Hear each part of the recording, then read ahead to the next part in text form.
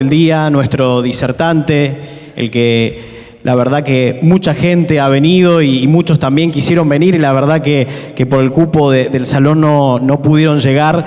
Él es licenciado en Ciencias Políticas por la Universidad Católica de Córdoba, magíster en Filosofía por la Universidad de Navarra, doctorado en Filosofía en la Universidad de Navarra, cofundador de Tecnopolitea, Educación en Libertad, autor de diversos libros. Recibió la Medalla de Honor del Congreso de la República del Perú en el año 2022 y fue reconocido por el Congreso de Costa Rica en agosto de ese mismo año. Ha realizado conferencias en más de 15 países, entre los que se destacan España, Estados Unidos y México. Hoy nos hablará sobre la manipulación de los derechos humanos desde los organismos internacionales. Recibimos con un fuerte aplauso en el día de hoy y los escuchamos atentamente a Agustín Laje.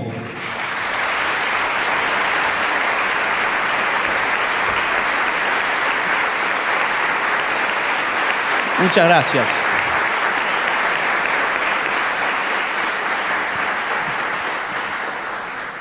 Muy buenas noches a todos, o muy buenas tardes, ya no sé bien en qué hora estamos, solo sé que tuve que venir caminando media hora a pie.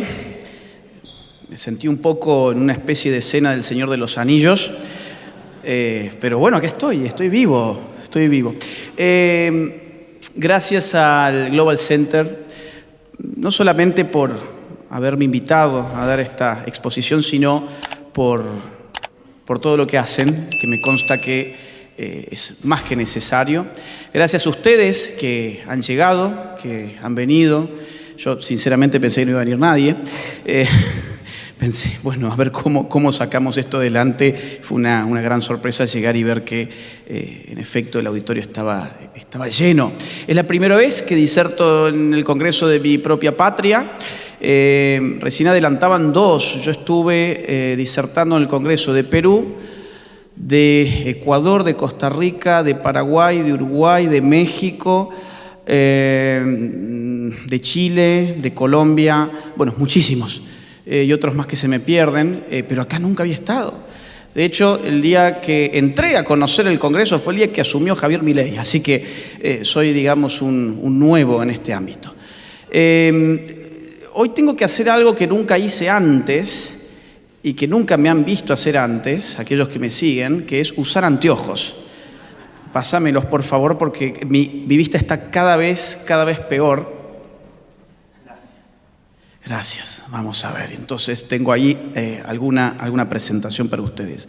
¿Qué voy a tratar de hacer? Miren, yo me dedico a la ciencia política y dentro del gran campo de la ciencia política, puntualmente a la filosofía política. Con lo cual yo voy a tratar de desarrollar conceptualmente qué es el globalismo. Es un término que cada vez está más en boga, todavía no tiene la misma resonancia ni la misma popularidad que un concepto mucho más próximo a nuestro lenguaje político-económico, que es el de globalización, al punto que mucha gente tiende a pensar que son sinónimos. Mucha gente cree que globalismo y globalización son sinónimos. No.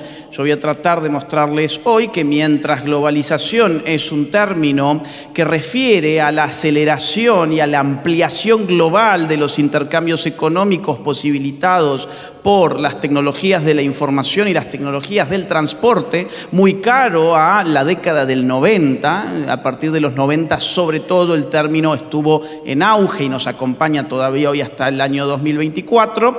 Sin embargo, el término globalismo no refiere a eso. El término globalismo es un concepto político que refiere a la modalidad del gobierno sobre los hombres. Los conceptos políticos son conceptos que refieren al gobierno sobre los hombres, muy distintos de los conceptos económicos. El globalismo hay que interpretarlo en términos de lo que está pasando hoy con el Estado-Nación. A mí me gustó mucho el título de esta actividad, que incluía la palabra soberanía. Yo no lo pedí, pero cuando lo vi dije, bueno, estamos en lo mismo, porque yo entiendo que que la clave interpretativa que acompaña el desarrollo del Estado moderno y hoy acompaña su declive es precisamente el concepto soberanía. Hay una escuela de estudios históricos conceptuales alemana, encabezada por Koselleck, que comprende que el concepto no es solamente un indicador, no sirve solo para indicar una realidad, sino que también es un factor de la realidad. El concepto político da forma a los hechos políticos.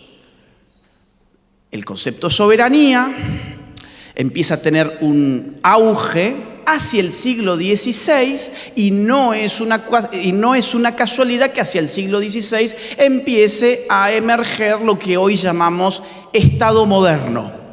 Cuidado, el Estado es una criatura viva, finita, temporal, tiene una vida temporalmente acotada. Sus inicios están, insisto, en el Estado moderno, en el siglo XVI, y el primero que va a hablar, yo me voy a guiar un poquito con esta presentación que les traje, digo, por si ustedes necesitan también acompañar la lectura mirando las pantallas, están a sus costados.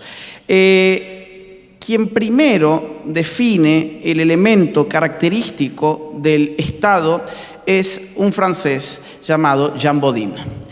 Jean Bodin publica en el año 1576 su obra titulada Los 6 libros sobre la República. Allí por primera vez aparece con tanta fuerza la idea de que la soberanía es el atributo que define al Estado. Dice así Jean Bodin, república, él por república quiere decir Estado, solamente que la terminología de la época seguía siendo esa, la república como cosa pública, la res pública. La república es un recto gobierno de varias familias y de lo que les es común con poder soberano, decía Jean Bodin. Claro, estaban saliendo del marco de la Edad Media, donde no había una autoridad central que monopolizara el uso de la fuerza. Seguramente todos están acostumbrados desde la emergencia del fenómeno libertario en Argentina a comprender al Estado como una organización que monopoliza el uso de la fuerza sobre un territorio específico. Bien, eso no siempre existió. Para darlo a luz, para parirlo, hubo que explicarlo. Y la explicación giró en torno al concepto de soberanía. ¿Qué es la soberanía? Dice Jean Bodin. 1576, dice, la soberanía es el poder absoluto y perpetuo de una república. ¿Qué significa esto? Que la Iglesia no tiene poder sobre el Estado, pero también significa que los cuerpos intermedios no tienen poder sobre el Estado y que los estamentos, en el caso francés, no tienen poder para generar leyes. Allí donde hay un poder soberano, hay una concentración de la facultad de dar ley a un grupo de personas que tienen algo en común. La soberanía como concepto va a acompañar, va a ir evolucionando desde entonces. Todavía en esta época se pensaba en términos de, cuando se hablaba de soberano, se pensaba en una persona de carne y hueso. Ustedes recordarán una frase atribuida a Luis XIV que no necesariamente es verídica, está hoy cuestionándose ese asunto que no es nuestro, pero la frase decía: el Estado soy yo. En ese entonces la idea de soberanía estaba encarnada en una persona de carne y hueso. Quien va a empezar a modificar esa concepción va a ser Thomas Hobbes. Hobbes, quien escribe, publica El Leviatán, en el año 1651, monta la portada más espectacular de la historia política. Esa es la portada del libro. Es la portada más discutida, más mencionada, más reflexionada que pueda haber en cualquier libro de política que se haya escrito jamás. ¿Por qué? Porque se trata de un monstruo que él le llama Leviatán, que tiene la forma de un rey, ustedes verán, que tiene un cetro y tiene una espada. Es el poder de la fuerza y es el poder del derecho. Y es el poder de la fe también. El Leviatán para Hobbes tiene que interpretar la fe. Pero la particularidad es que está constituido por un sinfín de hombrecitos pequeños. Verán ustedes, está el Leviatán constituido por un sinfín de hombrecitos pequeños. ¿Por qué es esto? Porque la filosofía política ha tenido que legitimar la organización estatal y su concentración del poder. ha tenido que explicar en qué sentido el Estado es algo distinto de una banda de mafiosos que te asaltan a mano armada. Este gran problema es el problema de la filosofía política. Y a Hobbes se le ocurre una idea maravillosa que da inicio a la filosofía política moderna. Esa idea es: pensemos al hombre en una situación prepolítica, un hombre en estado de naturaleza. ¿Cómo sería ese hombre en estado de naturaleza donde no hay ningún organismo político que lo rija? Pues ese hombre sería un salvaje desesperado por conseguir sus deseos, por consumar sus placeres, y eso lo llevaría a estar en guerra de todos contra todos, dice Hobbes. Hay una guerra de todos contra todos, la sociedad no puede civilizarse hasta que esos individuos que también están dotados de razón se reúnan y sellen un pacto social. Ese pacto social sirve para constituir al Leviatán. El Estado entonces es el producto de la deliberación política de individuos que estaban aislados. Fíjense esto, qué interesante, dice Thomas Hobbes. En efecto, gracias al arte se crea ese gran leviatán que llamamos república o Estado, que no es sino un hombre artificial, aunque de mayor estatura y robustez que el natural, para cuya protección y defensa fue instituido, en el cual la soberanía es un alma artificial que da vida y movimiento al cuerpo entero. O sea, ¿qué es el Estado? Es un hombre gigante compuesto de todos nosotros. ¿Ustedes creen que esto es filosofía política quedada en el pasado? Eso me lo enseñaron a mí en el colegio cuando me decían, el Estado somos todos. O sea, somos hobbesianos. Porque no podemos explicar el Estado moderno sin pensar en términos de una función que es determinante para Hobbes y para los teóricos del Estado de allí en adelante, que es la seguridad. Sin Estado no podemos resolver nuestros problemas porque eso nos lleva a aplicar cada uno su propia ley. ¿Qué significa que el Estado sea soberano? Que un solo cuerpo va a instituir las reglas con las cuales la sociedad se puede coordinar. Esa idea habilita el Estado absoluto. El Estado absoluto, que es la primera forma del Estado moderno, es una consecuencia práctica, evidentemente, de estas ideas. Ahora, ustedes verán que yo les dije que este libro era de 1651, pues en 1648 ya hemos tenido la Paz de Westfalia. ¿Qué es la Paz de Westfalia? Es el acontecimiento político que da vida a un sistema internacional dividido territorialmente en unidades políticas que detentan el monopolio de la creación del derecho. Y eso es el Estado. Es decir, ¿desde cuándo existe el Estado moderno en términos prácticos? Paz de Westfalia. ¿Desde cuándo existe el Estado en términos teóricos? Desde Bodin en adelante y sobre todo Hobbes. Entonces, con esto, ¿qué les quiero decir? Que las ideas y la realidad se van entrecruzando. Hay un solapamiento. Cuando la idea logra solapar con la realidad, genera hegemonía. Entonces, allí va a aparecer una corriente que todos ustedes habrán escuchado seguramente, que es el liberalismo clásico. El liberalismo clásico es una reacción a Hobbes.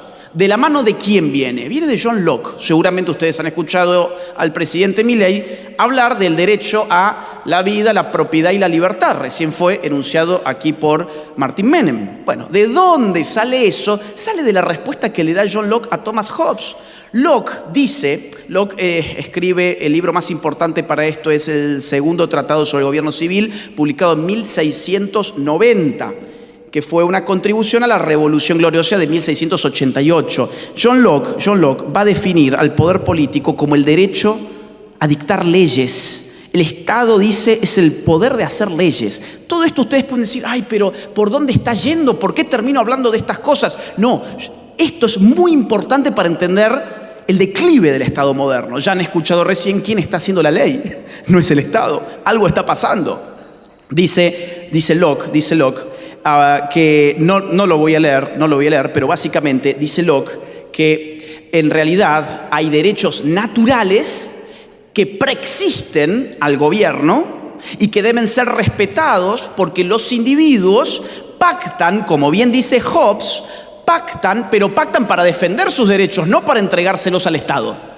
Esos derechos naturales son tres: el derecho a la libertad, a la vida, y dice Locke, state, que quiere decir hacienda. Lo podemos traducir por hoy propiedad. Bien, entonces el liberalismo clásico es una reacción al problema de la soberanía, que es ¿cuál es el alcance del poder legítimo del Estado moderno? El liberalismo dice, bueno, su poder legítimo tiene un freno en los derechos naturales de los individuos.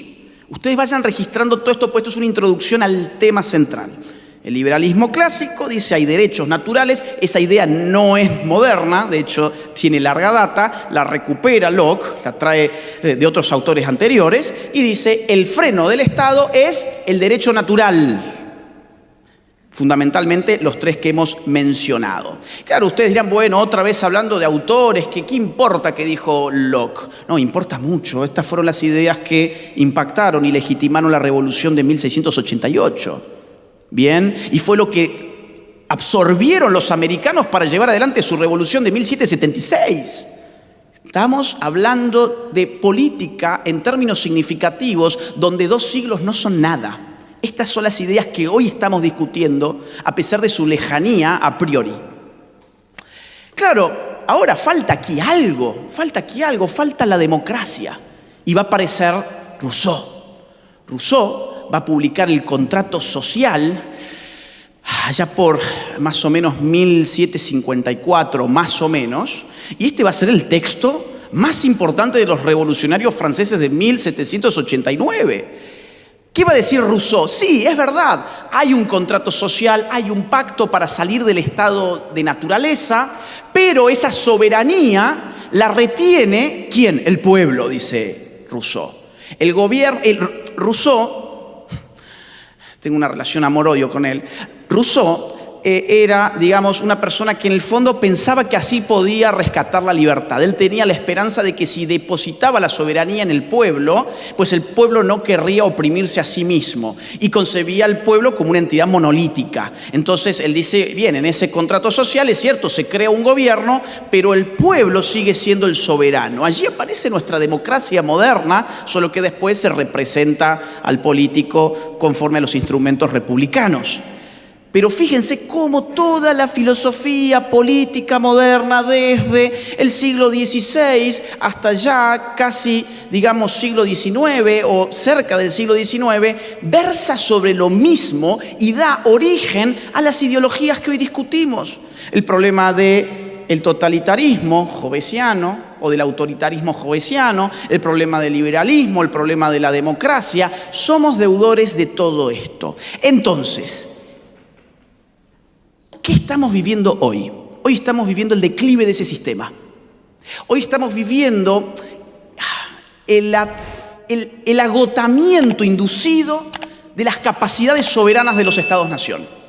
La soberanía no es que esté dejando de existir, el poder de mandar siempre existe. Lo que está ocurriendo es que ese poder soberano está siendo destilado, está siendo transferido, está siendo succionado por organizaciones que no tienen base territorial, que no tienen demos, o sea, no tienen pueblo, son apátridas, organizaciones que todavía no han configurado un sistema coactivo, pero están en vías de. Y esas organizaciones se fundamentan ya no en la legitimidad democrática que debemos a la evolución del concepto de soberanía hasta decir, oigan, la soberanía es del pueblo, sino que responde a una nueva legitimidad tecnocrática y filantrópica. ¿Por qué esta gente tiene derecho a mandarnos? En primer lugar, porque saben lo que la humanidad necesita, tecnocracia, y en segundo lugar, porque son filántropos, aman a la humanidad, entonces tenemos que ceder nuestra soberanía hacia aquellos que van a saber cuidarnos mejor de lo que nuestros pueblos pueden hacer conforme a sus sistemas democráticos más o menos perfectos según sea el caso. El modelo del globalismo, curiosamente, miren, esto es muy interesante, también lo encontramos en la filosofía política moderna de fines del siglo XVIII, en Kant. No voy a meterme con las citas porque tampoco veo con lentes ya, pero aparte sería muy largo, no quiero aburrir con estas cosas, pero Kant, ya en La Paz Perpetua, es un opúsculo que si mal no recuerdo es de 1795, dice, oigan, Hobbes planteó un estado de naturaleza que lo resolvió con un contrato social dentro del Estado. Ahora los estados entre sí están en estado de naturaleza entre ellos. ¡Wow! ¿Qué necesitamos hacer para que la guerra de todos contra todos, que ya no es entre los individuos tipo guerra civil, sino que es todos contra todos a nivel estados, cese? ¿Qué hacemos? Y Kant dice, pues creemos una república mundial, creemos un gobierno mundial. Los estados tienen que ceder su soberanía para darle vida a un nuevo tipo de derecho cosmopolita, le llama, y esto garantizará la paz perpetua que los tratados interestatales no sirven para garantizar.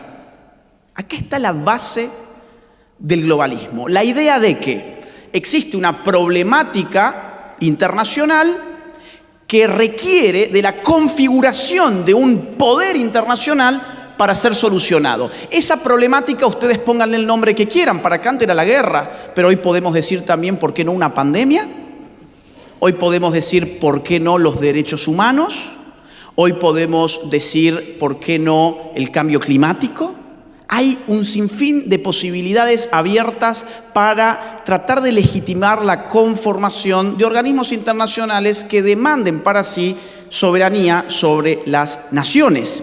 Les voy a poner ahora sí algún ejemplo de hoy. Esto, a mi juicio, se empieza a ver en la misma conformación de Naciones Unidas después de la Segunda Guerra Mundial. Yo no soy muy amigo de ninguna de las etapas de Naciones Unidas.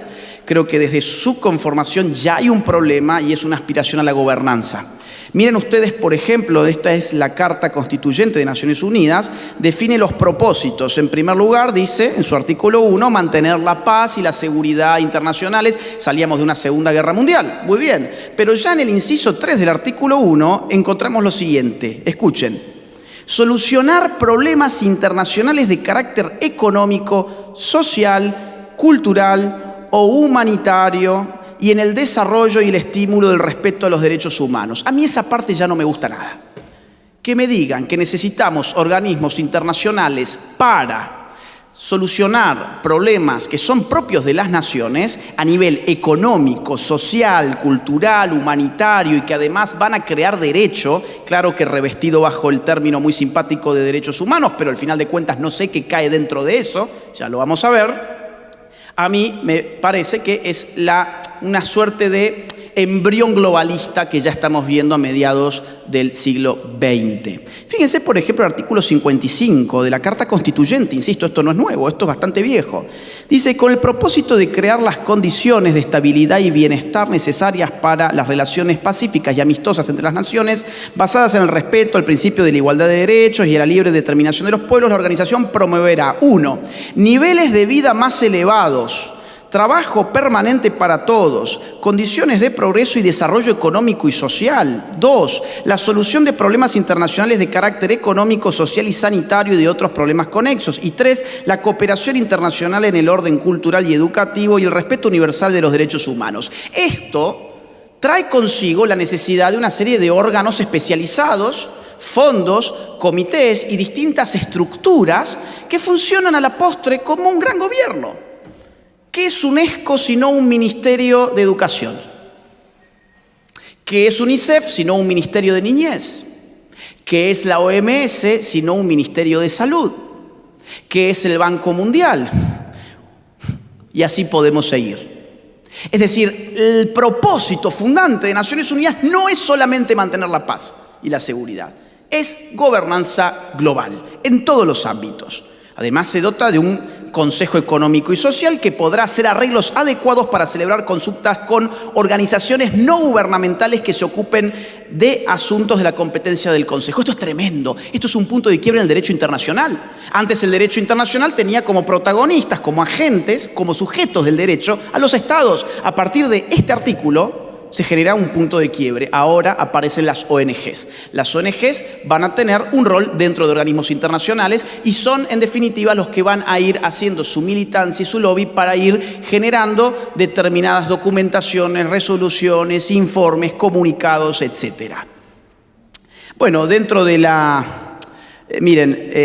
dentro de lo que es la Declaración Universal de los Derechos Humanos hay un montón de cosas impresionantes para mí, la verdad. O sea, si bien esto es viejo, pero, por ejemplo, dice que todo el mundo tiene derecho al descanso, al disfrute del tiempo libre, a una limitación razonable de la duración del trabajo y a vacaciones periódicas pagadas. Es decir, a ver, yo trabajo 16 horas por día y no creo que nadie esté violando mis derechos humanos. Vamos a decir, tampoco tengo nadie que me pague las vacaciones, por cierto, pero vamos a decir así, es decir, ¿es un derecho humano que te paguen unas vacaciones? ¿O es un derecho que hoy la podrían llamar derecho social o derecho económico? Aquí el gran problema de estos instrumentos es que quieren ser una imitación burda del derecho natural. Pretenden que hay una universalidad de los derechos humanos, pero no pueden ponerse de acuerdo de quién es el ser humano. El gran problema de esta declaración fue que nadie se ponía de acuerdo en qué consiste la naturaleza humana de la cual vamos a derivar derechos. Por lo tanto, a la postre, el gran problema de los derechos humanos actuales es que no tienen nada que ver con el derecho natural, que por definición está limitado. ¿Limitado a qué? A la limitación de la naturaleza humana. No, ahora los derechos humanos tienen otro fundamento, que es lo que ellos llaman derechos progresivos, que es la ideología política que supone que se requiere una ampliación de derechos que se va, digamos así, acorazando bajo la terminología de los derechos humanos. Hoy cualquier cosa es un derecho humano. Recién decía Neidi que la educación sexual integral ya está expresada en términos de derecho humano porque es la manera que ellos tienen para pasar por encima de las legislaciones nacionales. Cada vez que ellos dicen que algo es un derecho humano, lo que están diciendo es: no tenemos que legislar eso en ninguna nación, ya lo hemos decidido nosotros. Ustedes solamente tienen que adecuar legislativamente o a través de fallos esta interpretación que hace este equipo de expertos, comités, comisiones, etc. Esto es gravísimo. ¿Por qué? Porque el Estado entonces se convierte en exactamente lo que los argentinos han votado para que no sea. 56% de la gente votó la idea de que aquí había que defender 3 derechos: libertad, propiedad, vida. Ahora, hoy estar, por ejemplo, lo que yo acabo de decir, que no existe un derecho humano a vacaciones pagadas, o podría poner muchos otros ejemplos, hoy eso sería, digamos, violatorio de los derechos humanos. Es decir, hoy ser libertario es estar por fuera del 95% de las definiciones de derechos humanos que esta gente da. Y cuando vos decís, ¿y quién lo legisló aquí?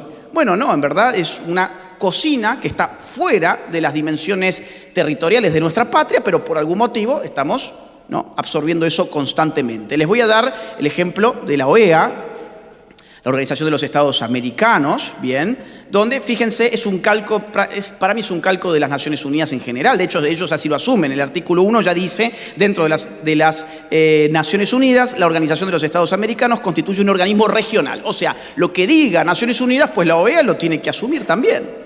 Por eso, insisto, Neidi decía hace un rato nada más, miren, la OEA a su vez está diciendo que expertos de la ONU dicen que tal cosa es un derecho humano.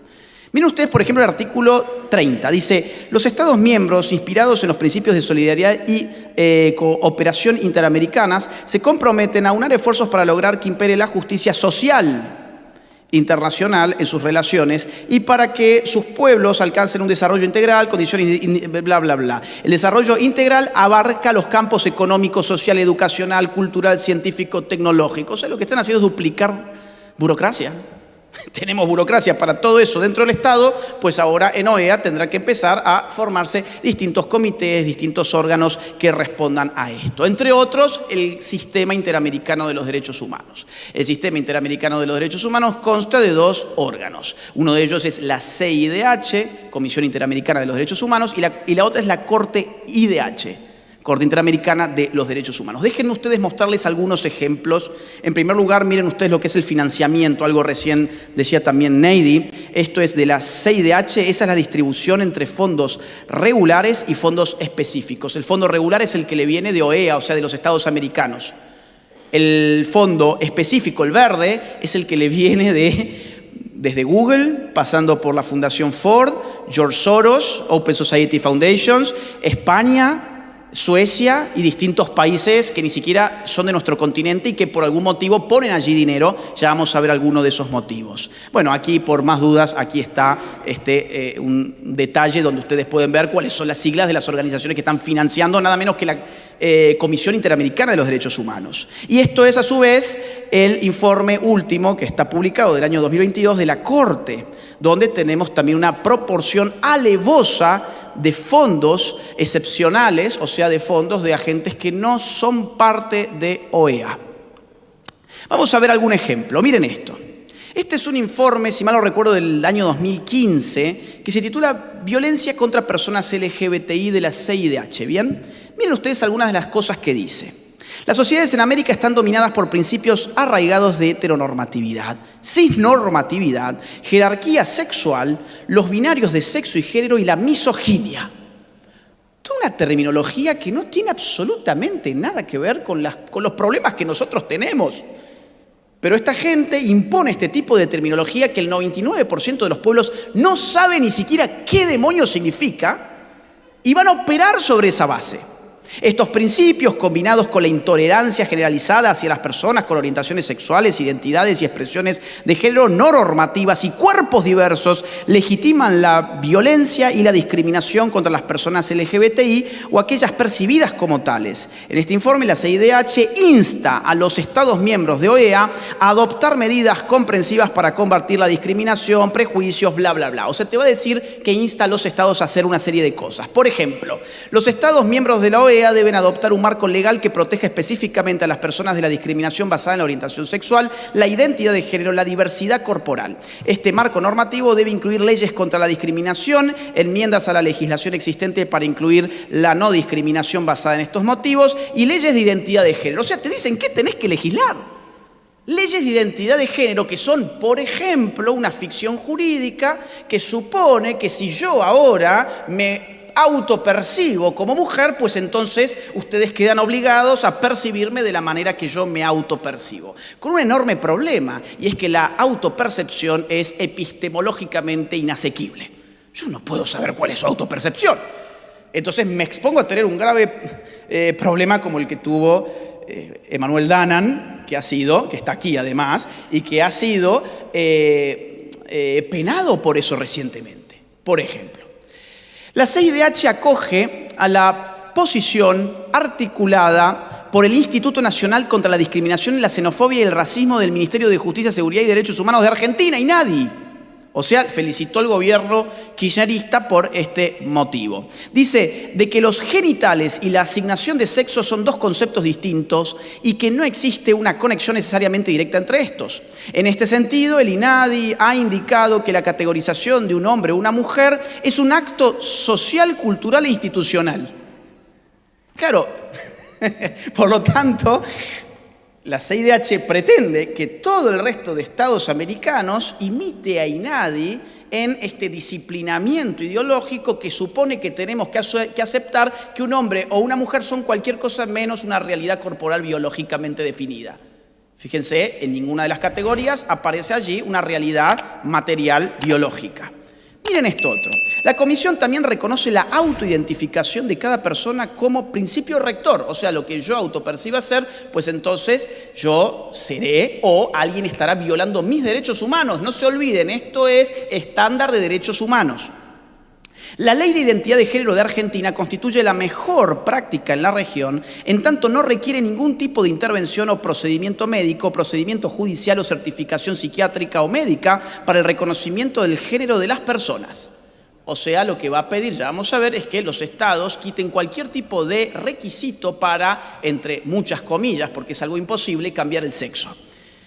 Existe amplia documentación sobre la existencia, escuchen esta es fantástica. Existe amplia documentación sobre la existencia de dos espíritus y diversas sexualidades ancestrales en grupos y pueblos indígenas antes de la colonización. Las personas, dos espíritus, tienen tanto un espíritu masculino como espíritu femenino. Y después, los retrógrados somos nosotros. Ellos, los progresistas, son los que están a favor de la ciencia y nosotros somos los fanáticos religiosos. Pero tenemos que adecuarnos a esta cosmología supuestamente ancestral. Yo quisiera saber qué te dice hoy un pueblo indígena si le vas a querer meter toda esta basura, de que habría gente, dos espíritus, donde según el espíritu que se manifieste, sos una especie de cacique no binario.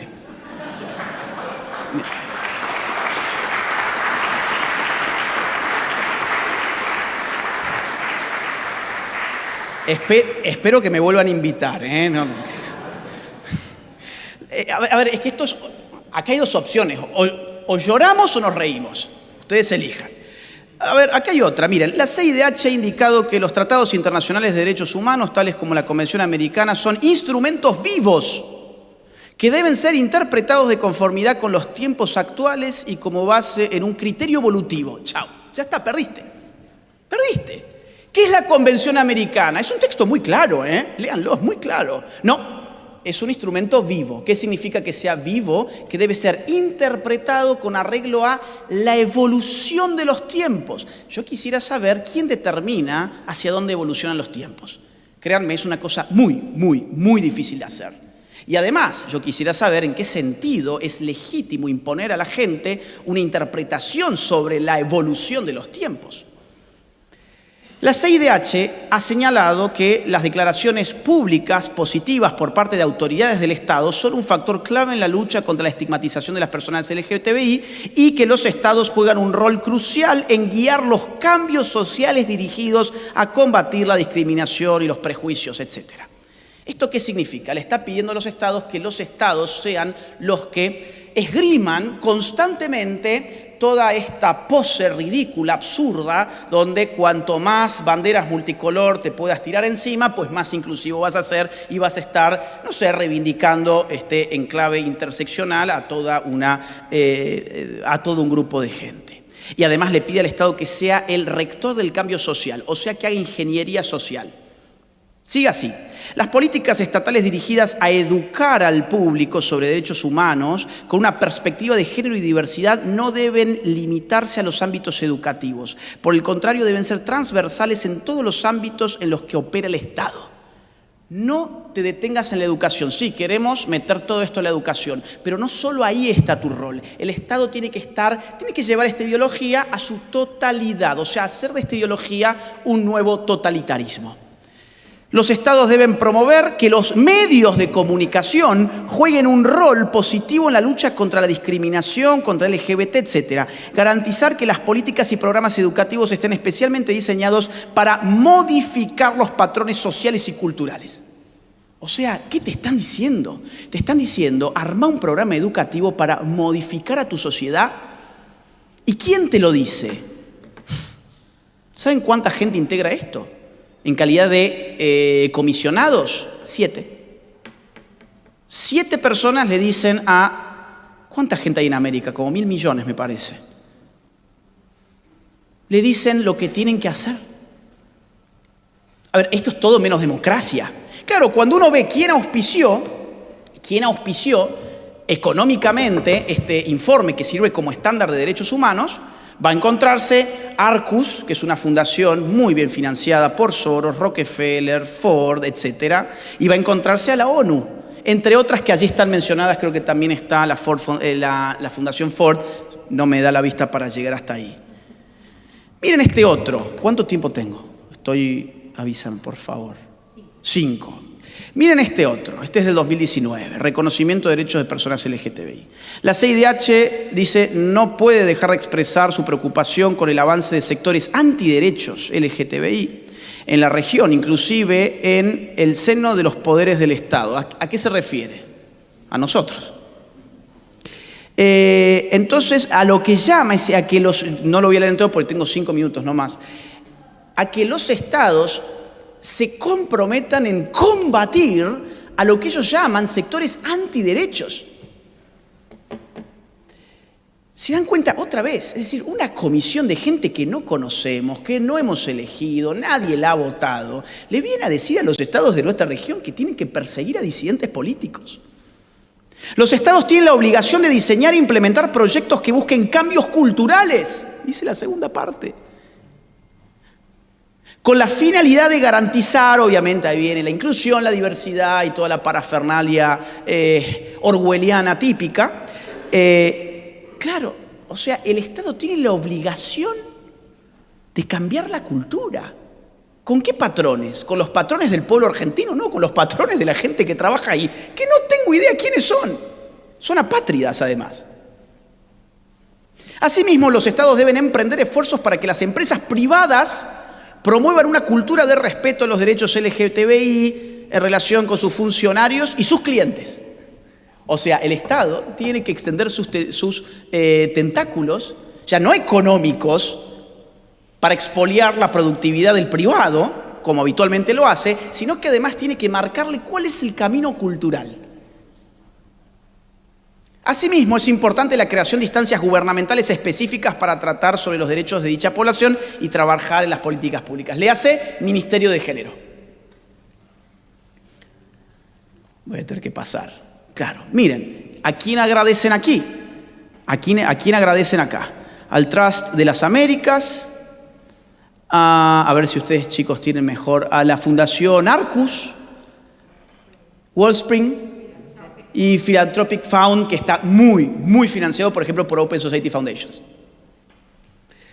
Y después llegamos a este que es el último, dice, la comisión complementará el estudio de las cuestiones bajo análisis en el presente informe a la luz de los compromisos asumidos por los estados en el marco de la Agenda 2030 para el Desarrollo Sostenible. O sea, te metieron por la ventana ahora Agenda 2030. Antes, en los otros informes, todavía no te hablaban de Agenda 2030. En este ya te empiezan a decir, che, tu obligación, fíjense, habla de la obligación del Estado. Tu obligación es con la Agenda 2030 y yo interpreto lo que es la Agenda 2030, además. La Comisión desea enfatizar que el derecho al reconocimiento de la propia identidad de género también implica el derecho de que toda persona debe ser tratada de acuerdo con su identidad autopercibida.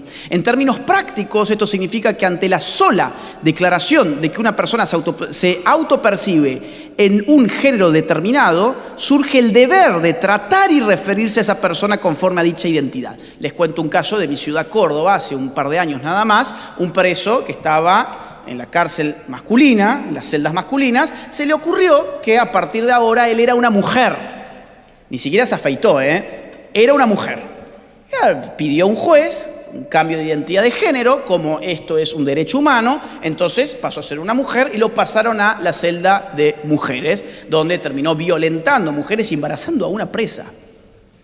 Hoy, si un hombre se mete en un baño de mujeres y alega ser una mujer, pues el dueño de la empresa en cuestión no tiene ningún derecho a decirle que por favor vaya a su baño.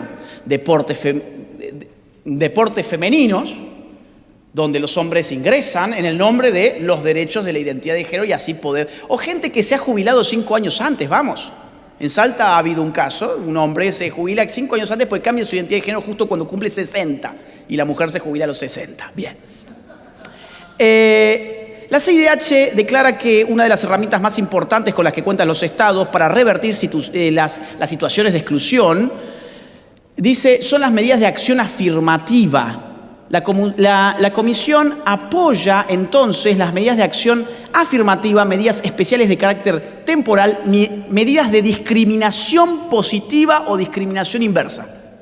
O sea, hoy en el nombre de los derechos humanos tenés que discriminar a las personas según sean opresores u oprimidos según tu ideología.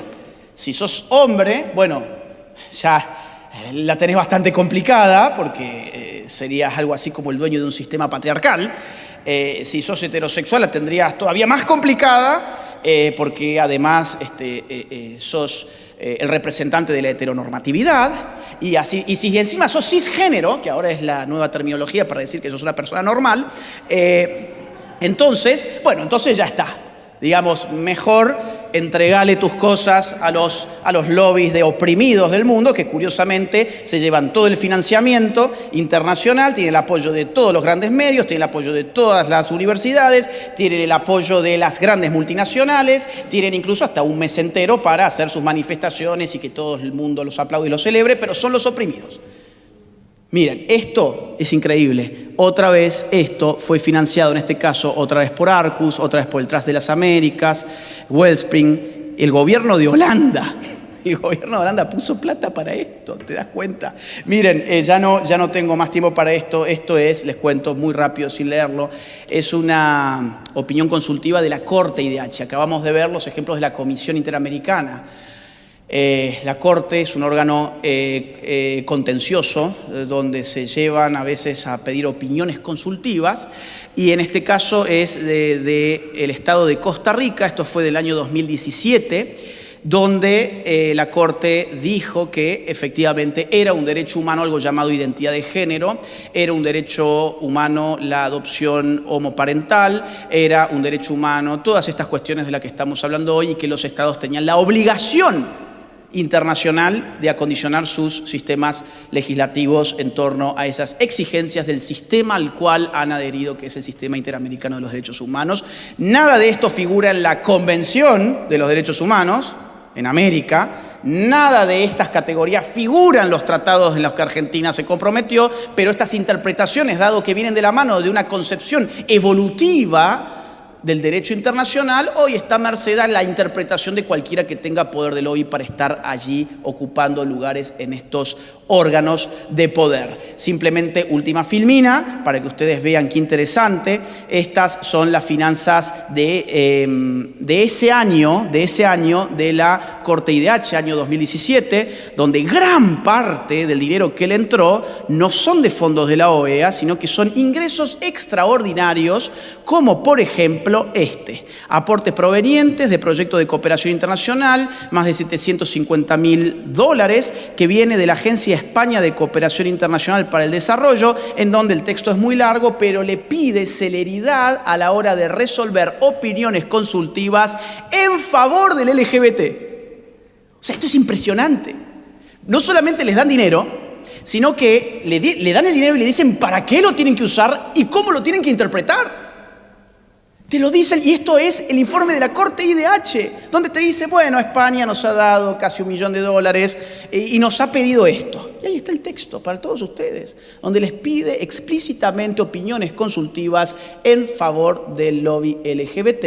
Y acabamos de ver que, en efecto, a fines de ese año salió por fin una opinión consultiva que coronó como derecho humano todas estas cuestiones que estábamos conversando. Bueno, espero que esta exposición les haya resultado útil para seguir defendiendo la patria, que depende de que nuestro pueblo continúe siendo verdaderamente soberano frente a intentonas de élites globalistas que no son populares, que no son democráticas, pero que tienen gran poder de lobby y mucho dinero para imponernos modos de vida que no son los nuestros. Muchas gracias.